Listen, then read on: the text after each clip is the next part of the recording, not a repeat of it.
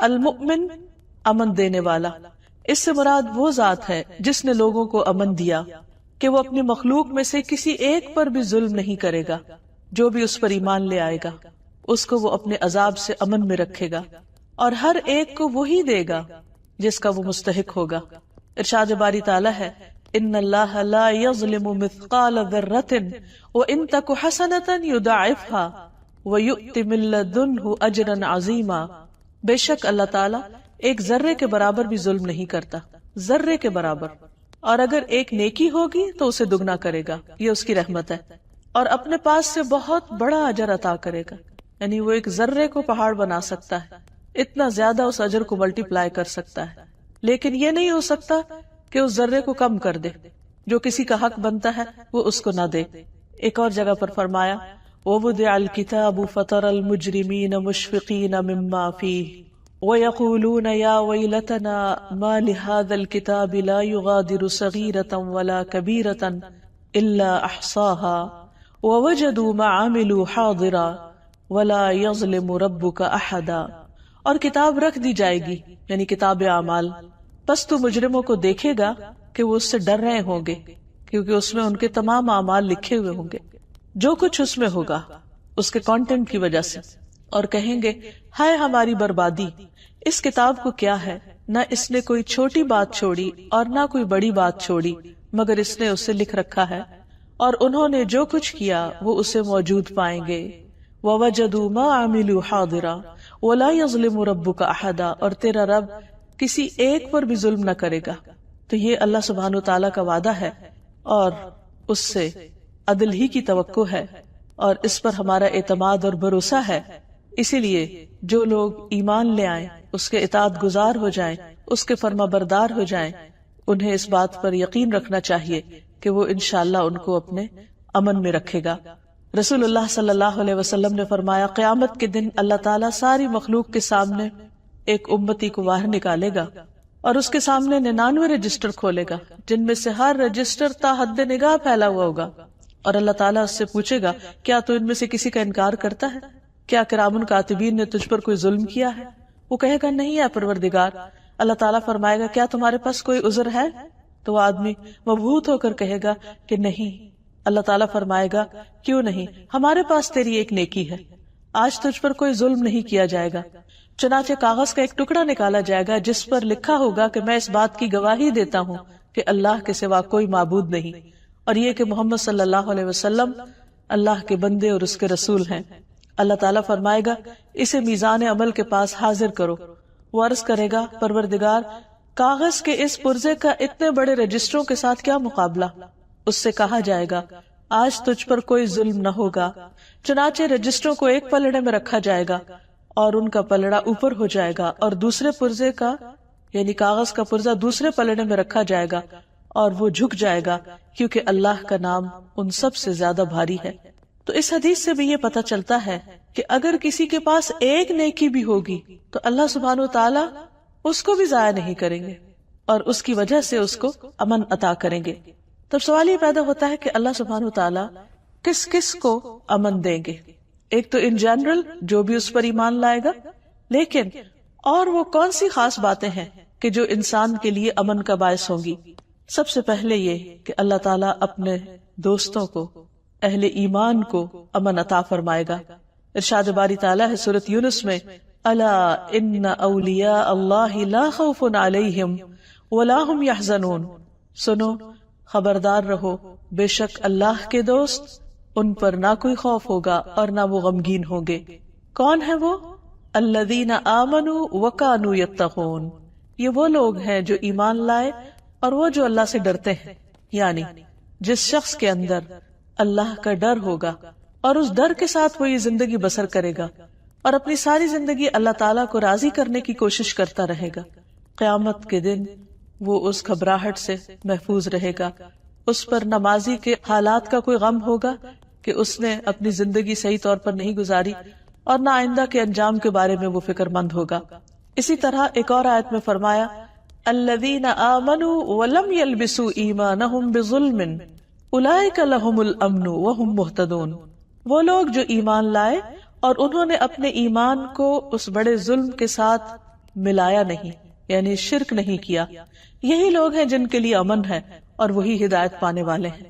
یعنی اگر کوئی بھی انسان یہ چاہتا ہے کہ اپنے انجام میں پرامن رہے تو اس کے لیے ضروری ہے کہ وہ ہر طرح کا شرک چھوڑ دے، کیونکہ قرآن مجید میں آتا ہے ان الشرک لظلم عظیم، کہ شرک بہت بڑا ظلم ہے، وہ اللہ سبحانہ وتعالیٰ کے حق میں کمی کرنا ہے۔ اللہ سبحانہ وتعالیٰ سارے گناہ معاف کر دے گا لیکن شرک کے گناہ کو معاف نہیں کرے گا۔ تو پیچھے جس شخص کا ذکر ہو رہا تھا کہ اس کے بہت سے رجسٹر گناہوں سے بھرے ہوئے تھے، لیکن اس کے مقابلے میں وہ توحید پر قائم تھا، خالص توحید پر، کہ میں اس بات کی گواہی دیتا ہوں کہ اللہ کے سوا کوئی الہ نہیں، کوئی معبود نہیں، اور محمد صلی اللہ علیہ وسلم اللہ کے رسول ہیں۔ تو یہاں بھی ان لوگوں سے امن کا وعدہ کیا جا رہا ہے جو ایمان لا کر شرک نہ کرے۔ شرک میں اللہ سبحانہ تعالیٰ کی ذات، اس کی صفات، اس کے حقوق، اس کے اختیارات، کسی بھی چیز میں شرک کرنا اللہ تعالیٰ کو پسند نہیں۔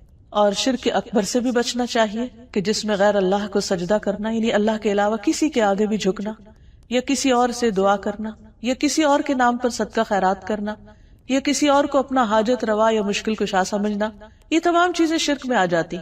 اسی طرح ریاکاری، دکھاوے کو، شو آف کرنے کو بھی شرک قرار دیا گیا، کیونکہ اس میں انسان اللہ سبحانہ وتعالیٰ کی خوشنودی نہیں بلکہ بندوں کی خوشنودی کے لیے نیک عمل کر رہا ہوتا ہے، جو بظاہر یہ سمجھتا ہے کہ وہ اللہ تعالیٰ کو خوش کرا، لیکن اس کے دل کے اندر ایک چور ہوتا ہے۔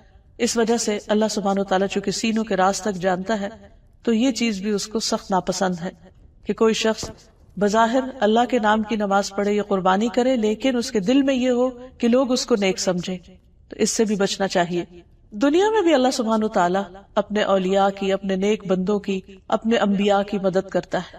قرآن پاک میں آتا ہے کہ ہم اپنے پیغمبروں کی ضرور مدد کریں گے، اِنَّا لَنَنْصُرُ رُسُلَنَا وَالَّذِينَ آمَنُوا، ہم یقیناً مدد کریں گے اپنے بھیجے ہوں کی، یعنی رسولوں کی، اور وہ لوگ جو ایمان لائے۔ اور ہم دیکھتے ہیں کہ کس طرح اللہ سبحانہ وتعالیٰ نے نبی صلی اللہ علیہ وسلم کی ہجرت کے موقع پر، جب آپ غار ثور میں انتہائی خوف کے عالم میں تھے، کیسے آپ کی مدد کی۔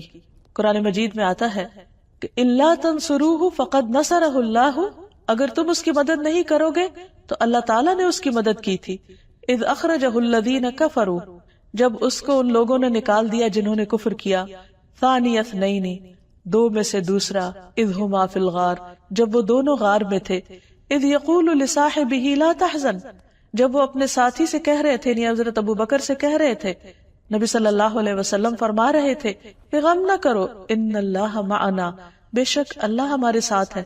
کس طرح اللہ تعالیٰ نے اس خوف کے وقت میں امن عطا کیا، فانزل اللہ سکینتہ علیہ، تو اللہ تعالیٰ نے ان پر اپنی سکینت نازل کی، وَأَيَّدَهُ بِجُنُودٍ لَمْ تَرَوْهَا، اور آپ کی مدد ایسے لشکروں کے ساتھ کی جو تم نہیں دیکھ سکتے تھے، وَجَعَلَ كَلِمَةَ الَّذِينَ كَفَرُوا السُّفْلَىٰ وَكَلِمَةُ اللَّهِ هِيَ الْعُلْيَا وَاللَّهُ عَزِيزٌ حَكِيمٌ، اور تم دیکھو کہ کس طرح اللہ نے ان لوگوں کی بات نیچی کر دی جنہوں نے کفر کیا، اور اللہ ہی کی بات سب سے اونچی ہے، اور اللہ سب پر غالب اور کمال حکمت والا ہے۔ تمام پیغمبروں کی تاریخ بتاتی ہے کہ کس طرح اللہ سبحانہ وتعالیٰ نے انتہائی مشکل مواقع پر، انتہائی خوف کے وقت ان کی مدد کی۔ نوح علیہ السلام اور ان کے ساتھیوں کو کس طرح نجات دی، کس طرح امن دیا۔ ابراہیم علیہ السلام کہ جن کے لیے ایک بہت بڑا آگ کا الاؤ تیار کیا گیا تھا اور ان کی قوم نے ان کو اس میں پھینک بھی دیا، تو اللہ سبحانہ وتعالیٰ نے اس بھڑکتی آگ کو کس طرح ان کے لیے گل و گلزار کر دیا۔ موسیٰ علیہ السلام اور ان کے ساتھیوں کی کس طرح مدد کی، اور اسی طرح دیگر پیغمبروں کی بھی، حضرت لوط علیہ السلام کی کس طرح مدد کی، اور حضرت صالح کی اور حضرت ہود کی، ان تمام پیغمبروں کو اللہ سبحانہ وتعالیٰ نے اپنی قوم کے مقابلے میں مدد عطا کی اور امن عطا کیا اور ان کا خوف دور کر دیا۔ اسی طرح صحابہ کرام کی اللہ سبحانہ وتعالیٰ مختلف جنگوں پر کس طرح مدد فرماتا رہا۔ ایک جگہ پر آتا ہے اذ یغشیکم النعاس امنۃ منہ، جب وہ تم پر اونگ طاری کر رہا تھا اپنی طرف سے، تم پر سکینت اتار رہا تھا۔ جنگ بدر کے موقع پر آتا ہے اذ یوحی ربک الی الملائکۃ انی معکم فثبتوا الذین آمنوا، جب تیرا رب فرشتوں کی طرف وحی کر رہا تھا کہ بے شک میں تمہارے ساتھ ہوں، بس تم ان لوگوں کو جمائے رکھو جو ایمان لائے ہیں، یعنی ایمان والوں کو ثابت قدم رکھو۔ اور کس طرح ایک معمولی تعداد اپنے سے 3 گنا بڑی تعداد کے مقابلے میں امن پا جاتی ہے اور کامیابی کی منزل کو پہنچتی ہے۔ یہ اللہ سبحانہ وتعالیٰ کی وہ نشانیاں ہیں جو ہم پوری تاریخ میں دیکھتے ہیں کہ کس طرح ایمان والے مختلف گھبراہٹ اور خوف اور پریشانی کے موقع پر امن میں رہے۔ تو یہ اللہ تعالیٰ کا وعدہ ہے۔ پھر اسی طرح اللہ تعالیٰ اہل ایمان کو برزخ میں بھی امن دیتے ہیں۔ حدیث میں آتا ہے کہ اگر مرنے والا نیک آدمی ہوتا ہے تو فرشتے اسے اس کی قبر میں اٹھا کر اس طرح بٹھاتے ہیں کہ اس پر کوئی خوف اور گھبراہٹ نہیں ہوتی، یعنی اس کے ایمان کی وجہ سے وہ تنہائی کا وقت اور وہ اندھیرے کی جگہ اس کے لیے پرسکون بن جاتی۔ اصل میں تو یہ اللہ سبحانہ تعالیٰ کا کرم ہے، اس کا فضل ہے کہ وہ اپنے بندے کو کسی بھی جگہ اس کے دل کی حالت بدل کر اس کو قرار اور چین نصیب کر سکتا ہے۔ پھر اسی طرح قیامت کے دن بھی ایسے لوگ گھبراہٹ میں نہیں ہوگے۔ فرمایا لا يحزنهم الفزع الاکبر وتتلقاهم الملائکہ ھذا یومکم الذی کنتم توعدون۔ انہیں وہ سب سے بڑی گھبراہٹ غمگین نہ کرے گی، انہیں اس وقت کسی قسم کی کوئی پریشانی نہیں ہوگی، جبکہ ہر شخص پریشان ہوگا۔ ایمان والے اس پریشانی سے محفوظ ہوں گے۔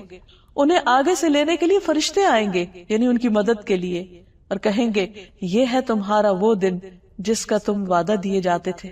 اسی طرح اللہ کی خاطر محبت کرنے والوں کو اس دن اللہ سبحانہ وتعالیٰ اپنے عرش کے سائے تلے جگہ عطا کریں گے اور وہ انتہائی امن میں ہوں گے۔ نبی صلی اللہ علیہ وسلم نے فرمایا اللہ کے کچھ بندے، کچھ لوگ ایسے بھی ہوں گے جو نہ نبی ہوں گے نہ شہید ہوں گے، مگر قیامت کے دن اللہ کے ہاں بلند مرتبے پائیں گے، اتنے کہ انبیاء اور شہداء بھی ان پر رشک کریں گے۔ صحابہ نے عرض کیا اے اللہ کے رسول صلی اللہ علیہ وسلم، آپ ہمیں بتائیے کہ وہ کون لوگ ہوں گے اتنے خوش قسمت کہ جن پر انبیاء بھی رشک کرے؟ آپ نے فرمایا یہ وہ لوگ ہوں گے جو آپس میں اللہ کی کتاب یا اللہ سے محبت کی بنا پر محبت کرتے تھے، یعنی ان کی باہم محبت اور ان کا تعلق اللہ کی کتاب کی وجہ سے تھا یا اللہ کی ذات کی وجہ سے، حالانکہ ان کا آپس میں نہ کوئی رشتہ تھا نہ مالی لین دین تھا۔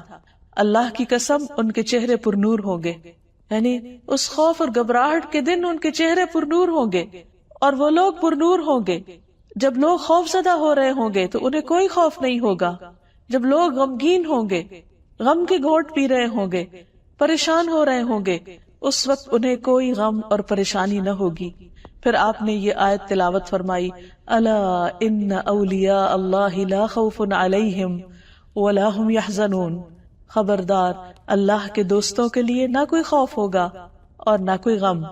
عام طور پر جب اولیاء کا ذکر آتا ہے تو ہمارے ذہن میں ایک خاص تصویر آتی ہے کہ شاید وہ کوئی مافوق الفطرت قسم کے انسان ہوں گے، وہ عام انسان نہیں، جبکہ یہاں اس حدیث سے ہمیں پتہ چل رہا ہے کہ یہ وہ لوگ ہوں گے جو اللہ کی خاطر ایک دوسرے سے محبت کرنے والے ہوں گے۔ ذات، رنگ، نسل، قبیلہ، تمام باقی چیزیں پیچھے رہ جائیں گی اور صرف ایک دین کا رشتہ سب سے اہم رشتہ ہوگا جس کی خاطر وہ ایک دوسرے کا احترام کریں گے، ایک دوسرے سے ملاقات کریں گے، ایک دوسرے پر اپنا مال خرچ کریں گے اور ایک دوسرے کی قدردانی کریں گے۔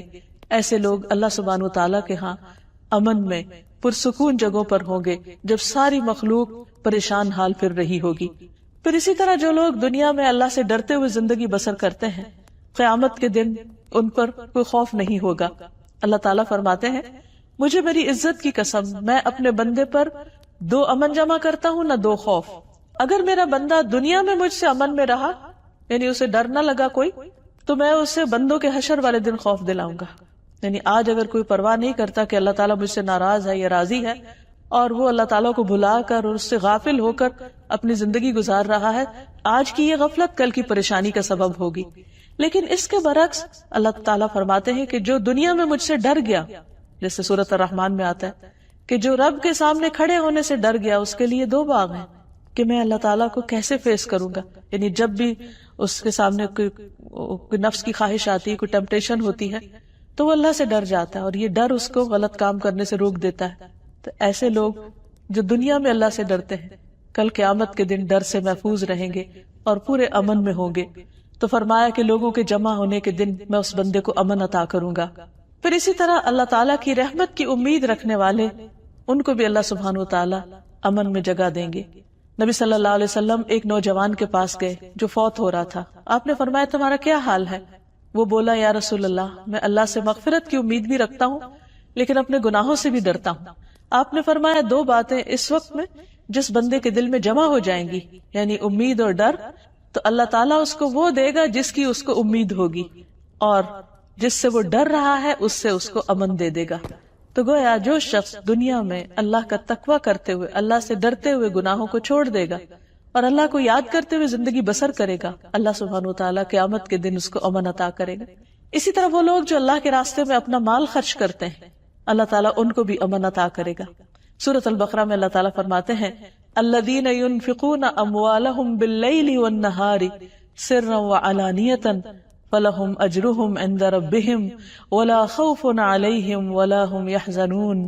وہ لوگ جو اپنے مال رات اور دن چھپے اور کھلے خرچ کرتے رہتے ہیں، یعنی نیکی اور بھلائی کے کاموں میں، ان کے لیے ان کا اجر ان کے رب کے پاس ہے، اور نہ وہ خوف زدہ ہوں گے اور نہ غمگین ہوں گے.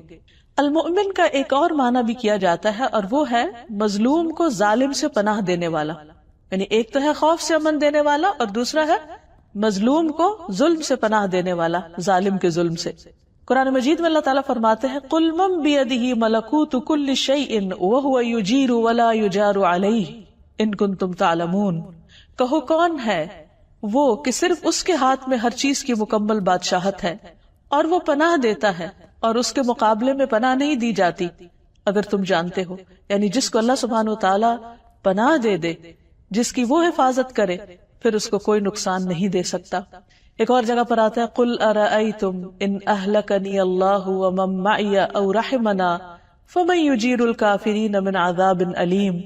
آپ کہہ دیجئے کیا تم نے دیکھا کہ اگر اللہ مجھے اور ان کو جو میرے ساتھ ہے ہلاک کر دے یا ہم پر رحم فرمائے تو کون ہے جو کافروں کو دردناک عذاب سے پناہ دے. یعنی اللہ سبحانہ وتعالیٰ کے مقابلے میں کوئی پناہ نہیں دے سکتا.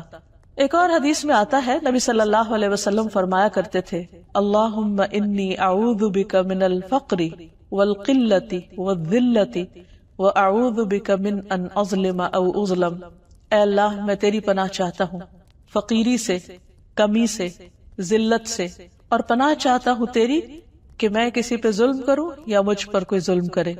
تو اللہ سبحانہ وتعالیٰ پناہ دینے والے ہیں ہر ظالم کے ظلم سے، اس لیے انسان کو اللہ تعالیٰ ہی کی پناہ مانگتے رہنا چاہیے. المؤمن کا ایک اور معنی ہوتا ہے تصدیق کرنے والا، یعنی وہ ذات کہ جب مومن اس کی توحید کا اقرار کریں گے تو وہ ان کی تصدیق کرے گا، وہ ان کی بات کو سچ مان لے گا، کیونکہ اللہ سبحانہ وتعالیٰ ہی وہ واحد ذات ہے جس نے اپنی توحید بیان کی ہے. شہد اللہ انہ لا الہ الا ہو والملائکۃ واولو العلم قائما بالقسط لا الہ الا هو العزیز الحکیم ان الدین عند اللہ الاسلام.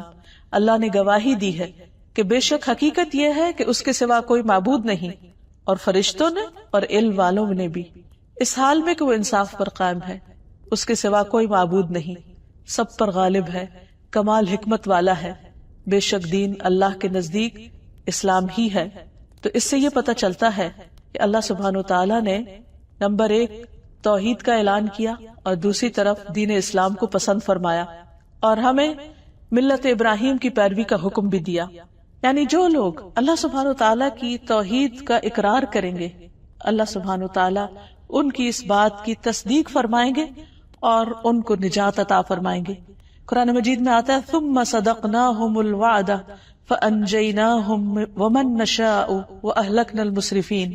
پھر ہم نے ان سے وعدہ سچا کر دیا، یعنی جو توحید پر قائم ہوئے ہم نے ان سے اپنا وعدہ پورا کیا اور ان کو نجات دی، اور جس کو ہم چاہتے تھے، اور ہم نے حد سے بڑھنے والوں کو ہلاک کر دیا. اسی طرح ہمیں ایک حدیث سے بھی پتہ چلتا ہے کہ کس طرح اللہ اپنے بندے کے اپنے بارے میں گمان کو سچا کر دیتا ہے. نبی صلی اللہ علیہ وسلم نے فرمایا، اللہ تعالیٰ فرماتے ہیں، یعنی حدیث قدسی ہے کہ میں اپنے بندے کے گمان کے ساتھ ہوں جو وہ میرے متعلق رکھتا ہے، اور میں اس کے ساتھ ہوں جب وہ مجھے یاد کرتا ہے. یعنی جب انسان اللہ کا ذکر کر رہا ہوتا ہے تو اسے اللہ کی تائید حاصل ہوتی ہے، امن حاصل ہوتا ہے. اگر وہ مجھے دل میں یاد کرتا ہے تو میں اس کو اپنے دل میں یاد کرتا ہوں. اگر وہ مجھے کسی مجلس میں یاد کرتا ہے تو میں اس سے بہتر جماعت میں اس کو یاد کرتا ہوں. اگر وہ مجھ سے 1 بالشت قریب ہوتا ہے تو میں 1 گز اس کے قریب ہوتا ہوں، اور اگر وہ 1 گز قریب ہوتا ہے تو میں اس سے دونوں ہاتھوں کے پھیلاؤ کے برابر اس کے قریب ہوتا ہوں، یعنی اور زیادہ اس کے آگے اس کی طرف بڑھ جاتا ہوں. اور اگر وہ میری طرف چل کر آتا ہے تو میں اس کی طرف دوڑ کر آتا ہوں. یعنی بندہ جب میری طرف بڑھتا ہے تو میں اس کو نا امید نہیں کرتا، میں اس کو تنہا نہیں چھوڑتا، میں اس کی توقع سے بڑھ کر اس کی مدد کرتا ہوں. جو وہ گمان رکھتا ہے میرے بارے میں کہ میرا رب ضرور میری مدد کرے گا، میں اس کے اس گمان کو سچا کر دیتا ہوں اور مدد فرماتا ہوں. اس لیے ہمیں اپنے حصے کا کام کرنا چاہیے، اور وہ کیا کہ اللہ سبحانہ تعالیٰ کی توحید کا مکمل یقین رکھیں، اس کا اقرار کریں، اور پھر اللہ سبحانہ تعالیٰ پر سارے حالات اور معاملات سے متعلق توکل کریں. اللہ سبحانہ تعالیٰ تو اپنے بندوں کے ساتھ کیے ہوئے وعدوں کو پورا کرنے والا ہے، لیکن ضرورت اس بات کی ہے کہ ہم اپنی ذمہ داری کو بھی پورا کریں اور صحیح معنوں میں توحید کا اقرار کریں، صحیح معنوں میں اس پر بھروسہ کریں، اس کی مدد کا یقین رکھیں، اس پر اعتماد کریں، توکل کریں. ایک اور حدیث میں آتا ہے، نبی صلی اللہ علیہ وسلم نے فرمایا، جب بندہ کہتا ہے لا الہ الا اللہ واللہ اکبر تو اس کا رب اس کی تصدیق کرتا ہے. رب فرماتا ہے میرے سا کوئی نہیں، میں بڑا ہوں، سب سے بڑا. اب سوال یہ پیدا ہوتا ہے کہ ہم توحید کا اقرار کیسے کریں اور کس طرح اللہ سبحانہ تعالیٰ اس کی تصدیق فرماتے ہیں. حدیث میں آتا ہے اللہ تعالیٰ فرماتے ہیں کہ جب بندہ اقرار کرتا ہے لا الہ الا اللہ واللہ اکبر تو اس کا رب اس کی اس بات کی تصدیق کرتا ہے کہ ہاں میرے بندے نے سچ کہا، اور کہتا ہے کہ میرے سا کوئی الہ نہیں اور میں سب سے بڑا ہوں. یعنی جب بندہ سبحان اللہ کہتا ہے تو اللہ تعالیٰ فرماتے ہیں میرے بندے نے سچ کہا. یعنی بندے نے جو تعریف کی اللہ تعالیٰ اس کی اس بات کو مان جاتے ہیں کہ ہاں واقعی یہ بندہ صحیح کہہ رہا ہے اور دل سے کہہ رہا ہے. تو اس لیے ہم جب ذکر کریں یا دعا کریں تو پورے یقین کے ساتھ کریں. یہ نہیں کہ پتہ نہیں سن رہا ہے یا نہیں، پتہ نہیں میری قبول ہوگی کہ نہیں، پتہ نہیں کیا ہوگا. نہیں، اس بات کا یقین رکھے کہ وہ المؤمن ہے، وہ امن دینے والا ہے، وہ ہماری سچائی کی تصدیق کرنے والا ہے. ہم ایک قدم بڑھے تو 10 قدم ہماری طرف آنے والا ہے. تو بندہ جب سبحان اللہ کہتا ہے تو اللہ تعالیٰ فرماتے ہیں میرے بندے نے سچ کہا. بندہ جب الحمدللہ کہتا ہے تو اللہ تعالیٰ فرماتے ہیں اس نے سچ کہا. جب بندہ لا الہ الا اللہ کہتا ہے اللہ تعالیٰ فرماتے ہیں اس نے سچ کہا. جب بندہ اللہ اکبر کہتا ہے اللہ تعالیٰ فرماتے ہیں سچ کہا. اور جب بندہ کہتا ہے اللہم اغفر لی، اللہ مجھے معاف کر دے، تو اللہ تعالیٰ اس کو معاف کر دیتے ہیں. تو اس لیے کبھی بھی شیطان کے ڈالے ہوئے وسوسوں میں اور توہمات میں آ کر یہ نہ سوچے کہ اللہ سبحانہ تعالیٰ سنے گا نہیں. یہی سے پھر شرک کا دروازہ کھلتا ہے کہ اچھا اللہ تعالیٰ تو سن نہیں رہا تو کہیں اور سے جا کر اپنی ضرورت پوری کر لو، یا کسی اور کا سہارا پکڑو، یا کسی اور کو پکارو کہ شاید وہ ہماری مشکل آسان کر دے. نہیں، کوئی نہیں سوائے اللہ کے. یونس علیہ السلام نے کس طرح اپنے رب کو پکارا تھا، لا الہ الا انت سبحانک انی کنت من الظالمین، تیرے سوا کوئی الہ نہیں، تو پاک ہے اور میں ہی ظالموں میں سے ہوں. تو اللہ تعالیٰ نے ان کی فوراً دعا سن لی. سوچئے کہاں سمندر کی گہرائیاں اور اندھیرے اور پانی کا پریشر اور اس کے اندر اتنی بڑی مچھلی اور اس مچھلی کے اندر اندھیروں پر اندھیرے، اور وہاں اللہ سبحانہ تعالیٰ سن رہا ہے کیونکہ انہوں نے پورے یقین سے پکارا تھا. آج ہم بھی پڑھتے ہیں آیت کریمہ لیکن اس کا وہ اثر کیوں نہیں ہوتا؟ کیونکہ ہمارے اندر پڑھتے وقت وہ شدت، وہ یقین، وہ احساس اور اللہ کے وعدوں کی تصدیق کا یقین نہیں ہوتا کہ اللہ سبحانہ تعالیٰ اپنا وعدہ سچ کر دکھائے گا. اسی طرح بعض اوقات ہم دیکھتے ہیں کہ دنیا میں ہم کوئی بات کرتے ہیں یا ہم کوئی کام کرتے ہیں تو لوگوں میں جھٹلانے لگتے. وہ وقت بہت پریشانی کا وقت ہوتا ہے جب لوگ آپ پر جھوٹے الزامات لگاتے ہیں، یا لوگ آپ کی بات کا انکار کر دیتے، یا لوگ آپ کے اوپر شک کرتے ہیں. ایسے میں ایک بندہ مومن کا امتحان ضرور ہوتا ہے، لیکن اس وقت اس کو ثابت قدم رہ کر جو اچھا کام وہ کر رہا ہے وہ کرتے رہنا چاہیے اور لوگوں کی باتوں کی پرواہ نہیں کرنی چاہیے. کیونکہ بعض اوقات آپ بہت بڑی سچائی سے کام لیتے ہیں، بہترین کام کرتے ہیں، لیکن اس کے باوجود آپ پر شک کیا جاتا ہے، اعتماد نہیں کیا جاتا. ایسے میں انسان کے لیے صرف ایک ہی راستہ ہے اور وہ ہے اللہ سبحانہ تعالیٰ کی جناب کا، اس کی بارگاہ کا، کہ وہ ہر حال میں اس کو اس وقت پکارے اور اس بات کا یقین رکھے کہ اللہ کی مدد ضرور آئے گی. اس وقت بھی جب لوگ جھٹلا دیں، آپ کی سچائی کو جھٹلا دیں، آپ کی امانت کے اوپر شک کرے اور آپ کو جھوٹا قرار دے، لیکن انسان کو اس وقت اپنے اندر جھانک کر دیکھنا چاہیے کہ اگر وہ سچا ہے تو اللہ کی مدد ضرور آئے گی اور اللہ سبحانہ تعالیٰ اس کی سچائی کو ثابت کر دیں گے. جیسے ایک جنگ کے موقع پر جب حضرت زید بن ارقم رضی اللہ تعالی عنہ نے نبی صلی اللہ علیہ وسلم کو ایک بات پہنچائی جو انہوں نے کچھ منافقین سے سنی تھی، تو اس پر کچھ لوگوں نے ان پر شک کیا کہ شاید انہوں نے صحیح بات نہیں پہنچائی، لیکن بعد میں حقیقت کھل گئی اور نبی صلی اللہ علیہ وسلم نے خود ان کی تصدیق فرمائی کہ اس بچے نے درست بات کی۔ اسی طرح اللہ سبحانہ وتعالی نے اپنے نبی کی بھی تصدیق کی۔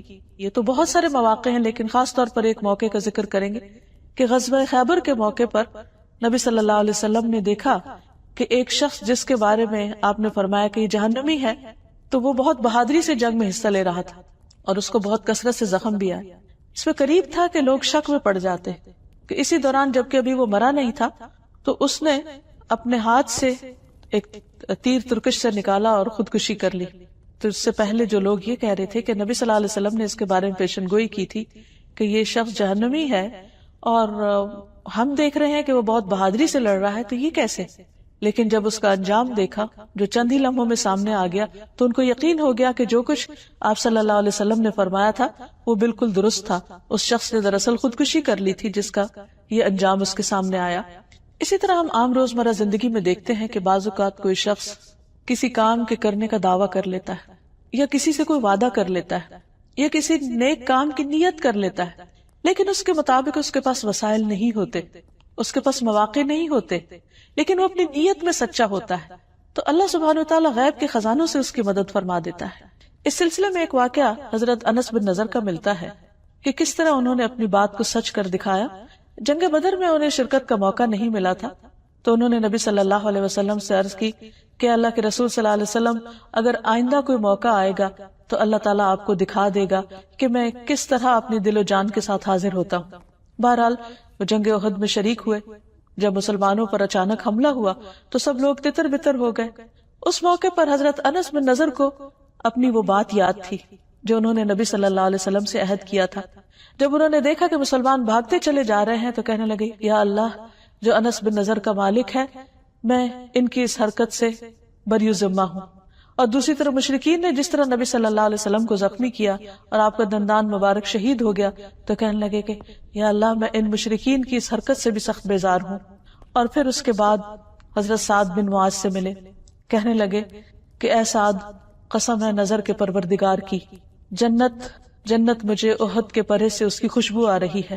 اور پھر اس کے بعد وہ آگے بڑھے اور رسول اللہ صلی اللہ علیہ وسلم کا دفاع کرنے لگے۔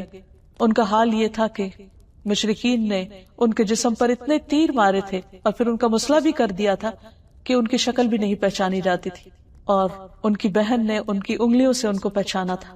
ان کے بارے میں قرآن مجید کی پھر یہ آیت نازل ہوئی تھی، رجال صدقوا ما عاہدوا اللہ علیہ، کچھ لوگ ایسے ہیں جنہوں نے اللہ سے کیے ہوئے وعدے کو سچا کر دکھایا، یعنی اللہ سبحانہ تعالیٰ نے ان کے اس وعدے کی تصدیق کی۔